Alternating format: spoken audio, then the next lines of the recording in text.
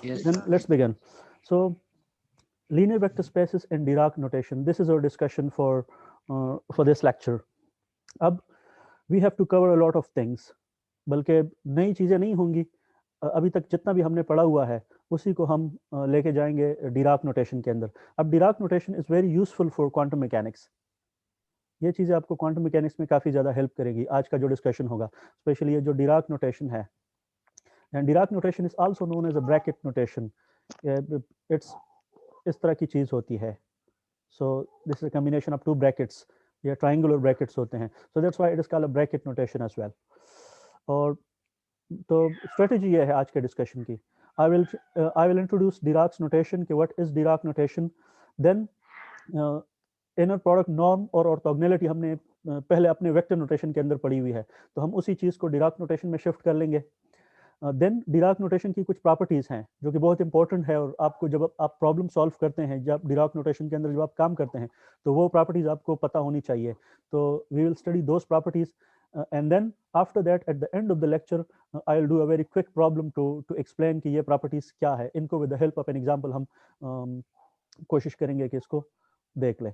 अब आज के लेक्चर में चूंकि बहुत ज़्यादा काम रिव्यू वाला है, और मैं नहीं चाहता कि मुझे बार बार वही पुरानी चीज़ें लिखना पड़े, सो ऑलरेडी मैंने लेक्चर का एक वो फ्लो चार्ट बनाया हुआ है, उस पर मैंने बहुत सारी चीज़ें पहले से इंसर्ट की हुई है। So I will try to explain those things, और मैं चाहता हूँ कि ये डिस्कशन क्विकली ख़त्म हो जाए। अदरवाइज अगर मैं लिखता हूँ वही पुरानी चीज़ें, so you may get bored, और मैं नहीं चाहता। So let's start the discussion. अब कंसिडर टू वेक्टर्स, मेरे पास लेट्स सपोज दो वेक्टर्स हैं, और ये दो इन डायमेंशनल वेक्टर्स हैं, इन डायमेंशनल वेक्टर्स है। और ये वेक्टर्स आपने ऑलरेडी देखे हुए हैं कि हम अपने नोटेशन में इसको कैसे लिखते हैं। तो पहला वेक्टर ए है, ये उसके कंपोनेंट्स है a1 a2 a3 till an, और ये इस वेक्टर के बेसिस हैं। मैंने इन इन बेसिस के अंदर इसको लिखा हुआ है। अब रिमेंबर कि ये जो जो वेक्टर है this belong to the complex field. ये जो कंपोनेंट्स है, ये जो फील्ड है इस वेक्टर का, वो कम्प्लेक्स फील्ड है। तो ये एक कम्प्लेक्स वेक्टर है। और दूसरा वेक्टर जो बी है, इसके components b1 b2 b3 till bn है, और ये भी सेम बेसिस के अंदर मैंने लिखा हुआ है। और रिमेंबर ये जो बेसिस है यहाँ पर, ये ऑर्थोनॉर्मल बेसिस है। ऑर्थोनॉर्मल बेसिस इस तरह से है कि ei into ej is equal to Kronecker delta. Zero. Kronecker Yes, delta I not will. Zero. कि अगर मैं सेम वेक्टर का डॉट प्रोडक्ट इनर प्रोडक्ट लूँ, तो उससे मुझे 1 आना चाहिए। और अगर मैं डिफरेंट का लूँ, like for example e1 dot e2 अगर मैं लूँ, तो आई शुड गेट 0। लेकिन अगर e1 डॉट e1 में लूँ, so I should get 1। Same is the case for all. तो ये बेसिस जो है, ये ऑर्थोनॉर्मल बेसिस है, as we discussed in that section on orthonormal basis. अब ये मेरा वेक्टर्स का मेरा ओल्ड नोटेशन है, या जो यूजुअल नोटेशन है मेरा, जब जिसमें मैं वेक्टर्स को लिखता चला आ रहा हूँ अभी तक, तो ये मेरा अपना पुराना नोटेशन है। अब इन्हीं वेक्टर को मैं चाहता हूँ कि मैं इनको डिराक नोटेशन में लिख लूँ। तो सेम वेक्टर्स, ये ऊपर वाले ए बी जो वेक्टर्स हैं, इनको मैं डिराक नोटेशन में लिखना चाहता हूँ। और डिराक नोटेशन में इसमें कोई ज़्यादा चेंज नहीं आएगा। डिराक नोटेशन में इनका रिप्रेजेंटेशन ये हो जाएगा, ये वाला। In Dirac notation these are, इन वेक्टर्स का नाम हो जाएगा किट वेक्टर्स। ये जो ए बी वेक्टर्स थे ये वाले, तो इनका नाम हो जाएगा किट वेक्टर्स। और किट को ऐसे लिखा जाता है, ये ए, फिर इस तरह का ट्राइंगुलर ब्रैकेट, और ये चीज़। तो हमने बीच में ये ट्राइंगुलर ब्रैकेट इंसर्ट कर लिया और साथ में एक लाइन लगा लिया, तो इस चीज़ को कहा जाता है किट। ये जो ए आपके पास आ गया है, और साथ में आपके पास जितने भी बेसिस वेक्टर हैं, हर एक बेसिस वेक्टर के साथ इस तरह का ट्राइंगुलर ब्रैकेट लग जाएगा। तो ये वही आपका ऊपर वाला ए वेक्टर है, लेकिन अब हमने इसको रिप्रेजेंट कर लिया डिराक नोटेशन के अंदर। तो ये जो रिप्रेजेंटेशन है ये वाला, इसी वेक्टर का, this representation is called Dirac notation. और अब इस ए को कहा जाता है अ किट वेक्टर। ये एक किट वेक्टर है, इसका नाम किट है। सिमिलरली बी का करिस्पॉन्डिंग किट ये होगा, जो ऊपर बी वेक्टर मैंने लिखा हुआ है, ये उसका करिस्पॉन्डिंग किट है। ये चीज़ें जो है, these are the basis.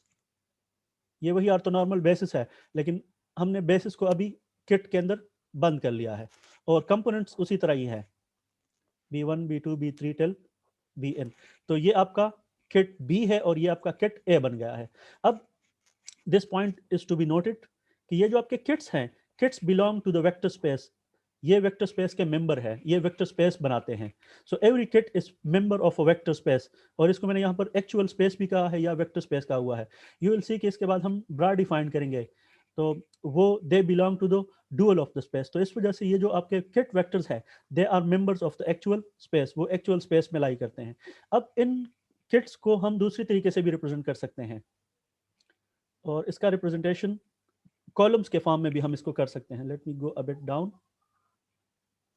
So kets belong to the vector space, और इन किट्स का ये वाला भी एक रिप्रेजेंटेशन है, ये focus on this part only, कि इन किट्स को हम रिप्रेजेंट कर सकते हैं थ्रू कॉलम मैट्रिसेस, जिस तरह हमने पहले इसको किया हुआ था। तो जस्ट सिर्फ उसके साथ अब ये एक एक्स्ट्रा चीज आ गई है, ये और ये लाइन। इससे पहले हम सिंपली इसको इस तरह से बी लिख लेते, अब हम डिराक नोटेशन में इसको ऐसे लिखते हैं। सिमिलरली ए को हम पहले जस्ट ए इस तरह से लिखते थे, अब इसको हमने किट बना लिया जस्ट इन दिस नोटेशन, अब ये किट बन गया है। So kets are represented by column matrices, और they kets belong to the vector space, ये वेक्टर स्पेस के मेंबर्स हैं। Then we have to define another thing which is called bra vectors. अब bra vectors क्या है? Bra vectors are complex conjugate of the kit vectors, complex conjugate plus transpose भी। अगर आप अपने ये जो आपके पास ये जो ऊपर वेक्टर्स हैं ये वाले, अगर ये a वेक्टर है और ये मेरा किट वेक्टर है, तो अगर मैं इस किट से ब्रा वेक्टर बनाना चाहूँ तो मैं इसमें दो ऑपरेशंस करूंगा, एज वी डिस्कस्ड इन और कॉम्प्लेक्स वेक्टर स्पेसेस लेक्चर। इसके दो ऑपरेशंस क्या होंगे? इस एक तो मैं इसका कम्प्लेक्स कंजुगेट लूंगा, क्योंकि ये एंट्री सारी कम्प्लेक्स है, तो कम्प्लेक्स कंजुगेट लेने से हर एक के ऊपर स्टार आ जाएगा, और दिन में इसका ट्रांसपोज भी करूंगा, तो ट्रांसपोज करने से ये कॉलम से क्या बनेगा? रो बन जाएगा। और कम्प्लेक्स कंजुगेट लेने से ये सारे एंट्रीज जो है ये इनके ऊपर स्टेरिक आ जाएगा। अब जो इसके जो इन दो ऑपरेशंस करने के बाद जो चीज बनेगी that is called as bra vectors. ठीक है, सो लेट्स सी के हमारे जो दो वेक्टर्स हैं उसके ब्रा हम कैसे बनाएंगे। अब ब्रा वेक्टर्स को इस तरह से रिप्रेजेंट किया जाता है, अगर ए आपका किट है और किट इस तरह से लिखा जाता है, सो ब्रा वेक्टर इस तरह से लिखा जाता है। इसका जो जो ये ट्राइंगुलर ब्रैकेट है ये दूसरी तरफ होगा, और ये लाइन उसी तरह जो पहले में था, लाइन उसी तरह रहेगा, लेकिन जो ब्रैकेट है उसका जो एरो है वो उस दूसरी तरफ हो जाएगा। तो ये आपका ए ब्रा है या ब्रा वेक्टर है, ये ऊपर के का जो ए किट वेक्टर है ये उसका करस्पॉन्डिंग ब्रा है। और उसमें ऑपरेशन हमने क्या किया हुआ है, हमने हर एक जो इसके कंपोनेंट्स है, हर एक कंपोनेंट का हमने क्या लिया हुआ है? Complex conjugate. ये सारे कंपोनेंट्स का कॉम्प्लेक्स कंजुगेट लिया हुआ है, और नोटेशन भी हमने उसका उसका जो जो एरो है, ये जो ब्रैकेट का जो इस तरफ का जो ये जो कोना है ये दूसरी तरफ कर लिया है। तो ये देख ले हर एक बेसिस के साथ भी इस तरह हो गया है ये। अब ये जो नोटेशन है ये आपका ब्रा वेक्टर है corresponding to that A vector. Similarly अगर आप बी वेक्टर का करस्पॉन्डिंग ब्रा वेक्टर बनाना चाहते हैं, अगर आपका बी कट इस तरह से है, अगर बी कट ऐसा है तो बी ब्रा इस तरह होगा ये, और इसके अंदर कौन सी एंट्रीज होंगी? इसकी सारी एंट्रीज होगी कॉम्प्लेक्स कंजुगेट, या सॉरी ये एक ही जगह बी होगा, क्योंकि मैंने बी वेक्टर लिया हुआ है, तो this has to be B, और ये जितनी भी एंट्रीज हैं बी आई ये सब कॉम्प्लेक्स कंजुगेट हो जाएंगी। So you can see now हर एक एंट्री को मैंने कॉम्प्लेक्स कंजुगेट कर लिया है, और साथ में बेसिस उसी तरह ही है, सिर्फ उसका रिप्रेजेंटेशन अलग हो गया है, उसके साथ भी ये ट्राइंगुलर ब्रैकेट आया है। तो ये जो दोनों है ये और ये, these are the corresponding kit these are the corresponding bra vectors, जो ऊपर के किट वेक्टर्स थे पहले, ये हमने उन्हीं किट वेक्टर से ब्रा बना लिए हैं। और रिमेंबर कि हर एक किट का करस्पॉन्डिंग ब्रा होता है। और अब ये ब्रा वेक्टर्स जो होते हैं, this is another point to be noted, कि bra vectors belong to the dual space, ये डुअल स्पेस के मेंबर होते हैं, क्योंकि इसके अंदर जो वेक्टर्स होते हैं वो हम कैसे ऑब्टेन करते हैं? वो हम कॉम्प्लेक्स कंजुगेट प्लस ट्रांसपोज से ऑब्टेन करते हैं। ट्रांसपोज, ठीक है। तो अगर आप अपने वेक्टर का कॉम्प्लेक्स कंजुगेट ले ले और फिर उसका ट्रांसपोज भी कर ले, तो उससे जो करस्पॉन्डिंग आपका वेक्टर बनेगा वो आपका किट वेक्टर बनेगा। तो हर एक किट वेक्टर का करस्पॉन्डिंग ब्रा वेक्टर होता है, और ब्रा वेक्टर बिलोंग करते हैं डुअल स्पेस के अंदर। अब ये भी पॉइंट आप नोट कर ले कि जब आप ये दो ऑपरेशन कर ले, कॉम्प्लेक्स कंजुगेट ले ले, कॉम्प्लेक्स कंजुगेट और ट्रांसपोज जब आप ले लेते हैं, अगर ए वेक्टर है ये और इस पे ये दो ऑपरेशन हो जाए कि कम्प्लेक्स कंजुगेट भी ले ले और ट्रांसपोज भी ले ले, तो ये वेक्टर ट्रांसफॉर्म हो जाएगा इसमें, और ट्रांसपोज लेने से ये पहले कॉलम में था तो ये रो में चला जाएगा, तो ये देख लें ये रो में चला गया है, और सेकंड इसकी हर एक एंट्री के ऊपर ये स्टार भी आ जाएगा। तो जब आप किसी किट वेक्टर से ब्रा वेक्टर बनाते हैं तो आप उसको कॉलम से रो में चेंज करते हैं और उसके हर एक एंट्री को हर एक एंट्री का कम्प्लेक्स कंजुगेट भी ले लेते हैं। तो ये दोनों आपके जो वेक्टर्स हैं, these are the corresponding bra vectors of those ket. ठीक है, सो ये आपका आ गया डिराक नोटेशन या ब्रैकेट नोटेशन का इंट्रोडक्शन, कि ket vectors belong to the actual space and bra vectors they belong to the dual space. Next, अब इसी नोटेशन के अंदर हम अपना इनर प्रोडक्ट देखेंगे। अब इनर प्रोडक्ट हमने अभी तक, या डॉट प्रोडक्ट हमने इस तरह से डिफाइन किया है, और वी डिफाइंड कि dot product is a generalization, inner product is a generalization of dot product. तो अभी तक हम इनर प्रोडक्ट को इस तरह से लिखते आ रहे हैं, अब हम इसको डिराक नोटेशन में ऐसे लिखेंगे, और ये ए डॉट बी जिसको हम इनर प्रोडक्ट कहते हैं, इसके अंदर जो पहला वेक्टर होता है ये वाला, दिस इज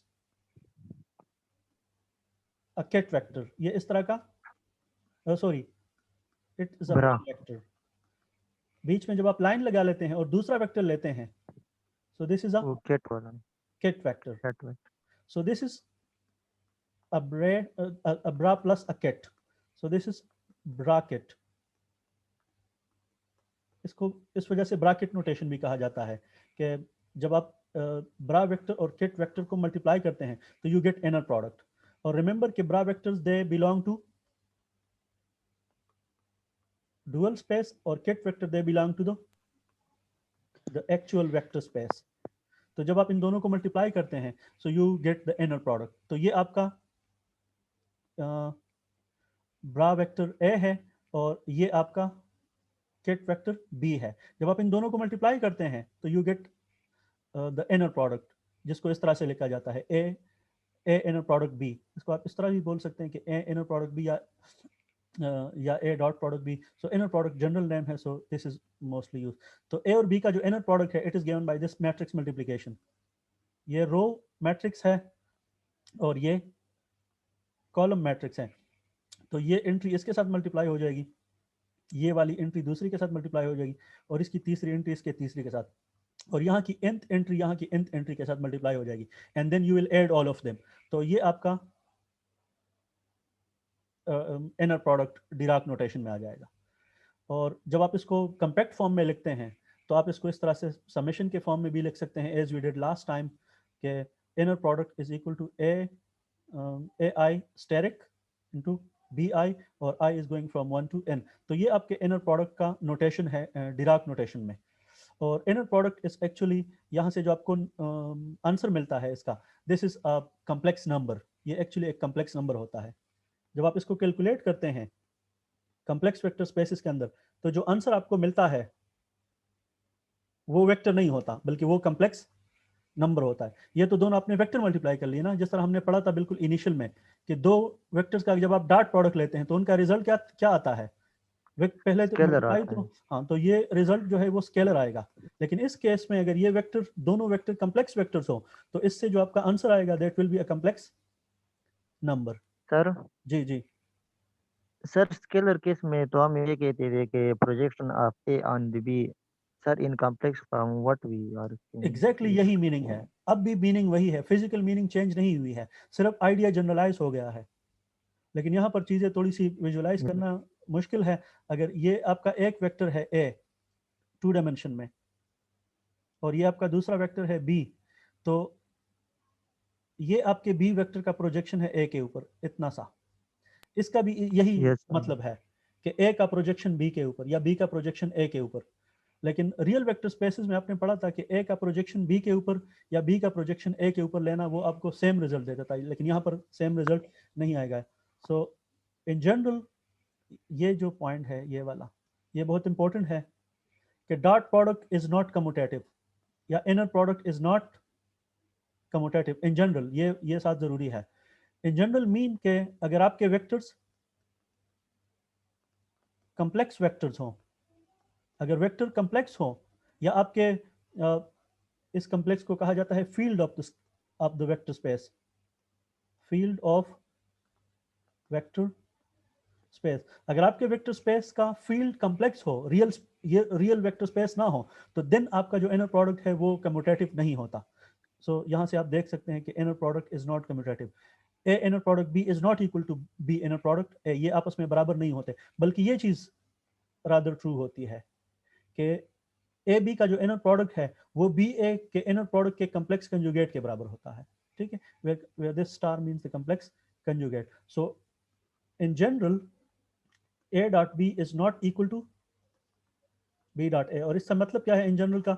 जब आपके ये वेक्टर्स जो हैं, अगर ये वेक्टर आपके कम्प्लेक्स वेक्टर्स हो तो फिर ये चीज़ ट्रू नहीं है। ये चीज़ तब ट्रू है जब आपके वेक्टर्स रियल वेक्टर हो। तो रियल वेक्टर स्पेसिस के लिए इनर प्रोडक्ट कम्यूटेटिव होता है, लेकिन जो कम्प्लेक्स वेक्टर स्पेसिस होते हैं उनमें जो इनर प्रोडक्ट है वो कम्यूटेटिव नहीं होता। अब आपके क्वांटम मैकेनिक्स के अंदर जो स्पेसिस हैं, स्पेशली जो हिल्बर्ट स्पेस है जिसके अंदर आपके वेव फंक्शंस होते हैं, that is a very general vector space, और इसके अंदर एंट्रीज कम्प्लेक्स होती है।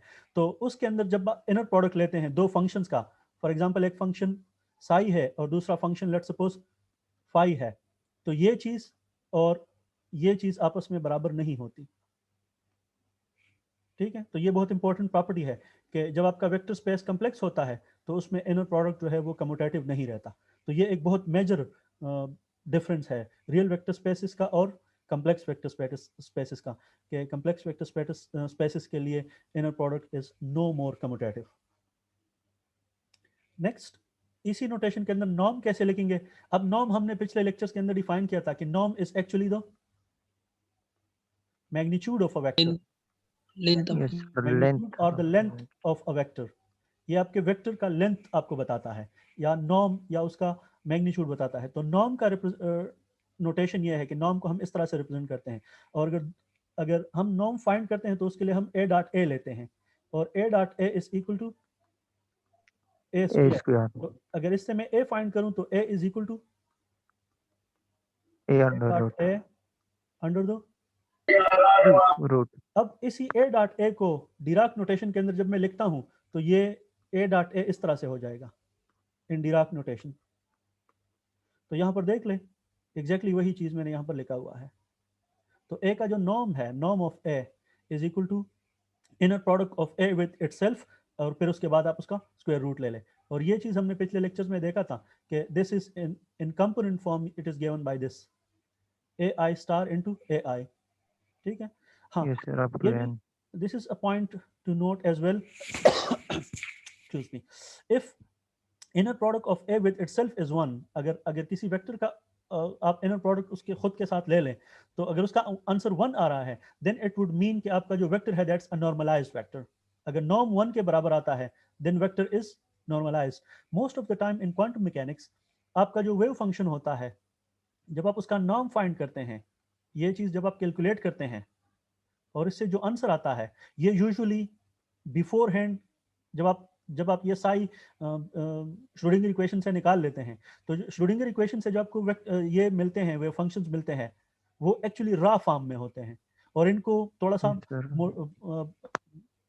मॉडिफाई करना पड़ता है, और वो Normalize बनाना मॉडिफिकेशन ये होता होती है. है कि आप उनको नॉर्मलाइज कर ले। और ये नॉर्मलाइजेशन बहुत इंपॉर्टेंट है for the conservation of probability, कि टोटल प्रोबेबिलिटी कंजर्व रहे और उसका सम जो है 1 के बराबर रहे। तो ये आपके पास जो वे फंक्शंस होते हैं या आपके पास जो वेक्टर्स हैं, अगर आप उनका नाम फाइंड करें और वो 1 के बराबर ना आए, तो आपको क्वांटम मैकेनिक्स के अंदर उनको 1 के बराबर करना पड़ता है, और इस प्रोसेस को कहा जाता है नॉर्मलाइजेशन। कि जब आप वेक्टर के मैग्नीट्यूड को या उसके नॉर्म को या उसके लेंथ को 1 के बराबर करने की कोशिश करते हैं या कर लेते हैं, तो that process is called normalization. और उसके बाद जो आपका वेक्टर बनता है या जो आपका स्टेट या साई जो बनता है, उस साई को फिर आप कहते हैं, अगर अगर आप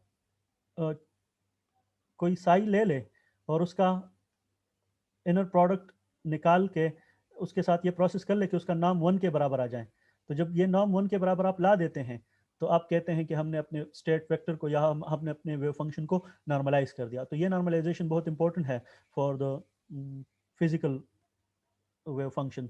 आपका फिजिकल मीनिंग वेव फंक्शन से तब आप आती है जब वो स्टेट आपके पास नॉर्मलाइज होता है। और श्रोडिंगर इक्वेशन से जो आपको स्टेट मिलते हैं psi, they are not usually normalized, आपको नॉर्मलाइजेशन खुद करना पड़ती है। देन जो तीसरा डेफिनेशन है, ऑर्थोगोनैलिटी ऑफ टू वेक्टर्स। दो वेक्टर्स ऑर्थोगोनल कब होंगे? जब उनका डॉट प्रोडक्ट 0 हो.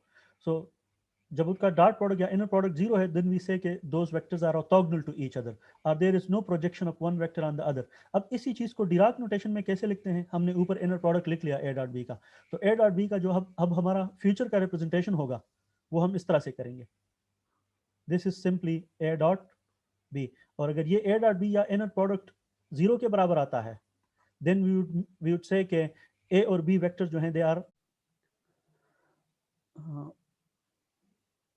हाँ, सो inner product norm and orthogonality for function spaces. अगर मेरे पास अब वेक्टर्स की बजाय फंक्शंस हो, जिस तरह ये है psi of x and phi of x, ये दो फंक्शंस हैं, तो इनका इनर प्रोडक्ट मैं कैसे लिखूंगा, उसको मैं कैसे रिप्रेजेंट कराऊंगा? अब वेक्टर्स के लिए अगर मेरे पास ए और बी दो वेक्टर्स हों तो उनका इनर प्रोडक्ट इस तरह से लिखा जाता है कंपैक्ट फॉर्म में कि ए आई बी आई और आई is going from 1 to n. तो ये दो वेक्टर्स के लिए हैं. तो अगर वेक्टर्स की बजाय ये दोनों फंक्शंस हो, ए एक फंक्शन हो, बी या फंक्शन हो, या ए बी की बजाय अगर साई ऑफ एक्स एक फंक्शन हो और फाई ऑफ एक्स दूसरा फंक्शन हो, और ये कंटिन्यूस फंक्शन हो एक्स वेरिएबल के, और ये फंक्शन डिफाइंड हो on the whole real line, I mean के from minus infinity to infinity अगर ये फंक्शन डिफाइंड हो, तो इनका इनर प्रोडक्ट मैं कैसे लिखूंगा? तो ये चीज हमने डिस्कस की थी इनर प्रोडक्ट के लेक्चर के अंदर, कि अब इस समेशन को हम कंटिन्यूस फंक्शंस हैं तो कंटिन्यूस फंक्शन में फिर हम समेशन को रिप्लेस कर लेंगे विद इंटीग्रेशन. तो यहाँ पर जो समेशन है दिस विल बिकम इंटीग्रेशन, और पहला फंक्शन यहाँ इसके ऊपर स्टार होता है. तो सिमिलरली ये जो आपके पास इनर प्रोडक्ट है साई और फाई का, इसके अंदर ये पहला जो वेक्टर है this is from the dual space, तो इसके ऊपर स्टेरिक आ जाएगा. और दूसरा vector this is actually a bra vector and this is actually a ket vector, तो इसके ऊपर कोई स्टार नहीं आएगा, तो ये एज इट इज आ जाएगा. और इस चीज को मैं minus infinity to infinity integrate कर लूंगा. तो इस चीज को minus infinity to infinity integrate करना और यहाँ से इस सम को from i is equal to 1 to n लेना, ये दोनों एक ही बात है. लेकिन यहाँ पर डिस्क्रीट नंबर्स हैं तो उसको मैं ऐड कर रहा हूँ, और यहाँ पर कंटिन्यूस फंक्शंस हैं फाई और साई, तो मैं इनको इंटीग्रेट करता हूँ. तो जब मैं ये इंटीग्रल परफॉर्म कर लूँ तो इससे मुझे साई और फाई का इनर प्रोडक्ट मिलता है. तो ये इनर प्रोडक्ट है दो फंक्शंस का. सिमिलरली नॉर्म क्या होगा? एक नॉर्म यूजुअली हम एक ही स्टेट का लेते हैं. फॉर एग्जांपल ये स्टेट साई ऑफ एक्स है या ये फंक्शन साई ऑफ एक्स है, तो इसका नाम मैं कैसे फाइंड करूंगा? इसी का इनर प्रोडक्ट इसके साथ, साई का इनर प्रोडक्ट साई के साथ. तो इसमें ये वाला जो साई है this is actually the bra Sai and this one is the kit Sai. तो इसके ऊपर स्टार आ जाएगा यहाँ पर ऐसे, और दूसरे के ऊपर कोई स्टार नहीं आएगा. और फिर मैं इसको minus infinity to infinity integrate करूंगा तो उससे मुझे नॉर्म ऑफ साई मिलेगा. अब यहाँ पर this is a quick question for you. Sir इस पर स्क्वायर रूट लेना जरूरी नहीं है सर? जी सर इस पर स्क्वायर रूट हम नहीं लेंगे सर, नाम पे यहाँ पर तो मैंने सिंपली नाम लिखा हुआ है. अगर आप इसको खत्म करते हैं स्क्वायर को, तो आप इसका फिर स्क्वायर रूट ले लेते हैं, वो आप आगे खुद ऑपरेशन है वो कर सकते हैं. नाउ कम हियर, इफ आपके पास ये जो दो स्टेट्स हैं साई और फाई, अगर आप इन दोनों का इनर प्रोडक्ट फाइंड करें और ये 0 के बराबर आ रहा है, then what this will imply, इसका फिर मतलब क्या होगा? ये मतलब दो ऑर्थोगोनल है फंक्शन. एग्जैक्टली, इट मीन कि ये जो दोनों स्टेट्स हैं these states are orthogonal to each other. ठीक है, सो ये ऑर्थोगोनैलिटी हो गई डिराक नोटेशन में फंक्शंस के लिए. सिमिलरली ऑर्थोनॉर्मल बेसिस हम कैसे लिखेंगे डिराक नोटेशन के अंदर? तो ये ऑर्थोनॉर्मल बेसिस का रिप्रेजेंटेशन है. इससे पहले हमने ये इक्वेशन ऐसे लिखवाया था, I dot ej is equal to delta ij. Delta i j. अब मैं इस डॉट प्रोडक्ट को चूंकि डिराक नोटेशन में लिखता हूं तो ये नोटेशन इस तरह से हो जाएगा. जस्ट सारी चीजें डिराक नोटेशन के अंदर चली जाएगी. सिमिलरली अगर आपके पास ये फंक्शंस हो, ये फाई ऑफ एक्स और फाई ऑफ एक्स, ये डिफरेंट इंडेक्स के फंक्शन है. This is with index m, this is with index n and this is with index m. तो ये अगर आपको क्रॉनिकल डेल्टा के बराबर है तो इसका मतलब ये होगा कि ये जो दोनों फंक्शंस हैं दीज आर ऑर्थोनॉर्मल. तो ये ऑर्थोनॉर्मल फंक्शंस के लिए ये कंडीशन है. और Dirac Kronecker delta is equal to, ये तो आपको याद भी होगा, 1 if m is equal to n and 0 if m is not equal to n. तो ये आपके पास ये जितने भी डेफिनेशंस अभी तक हमने